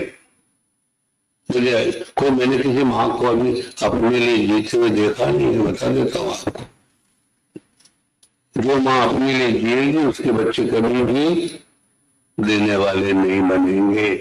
लिख लेना ये आप, ये कुदरत का नियम है। और इसी मुट्ठी भर इकट्ठा करके 100 साल पहले इस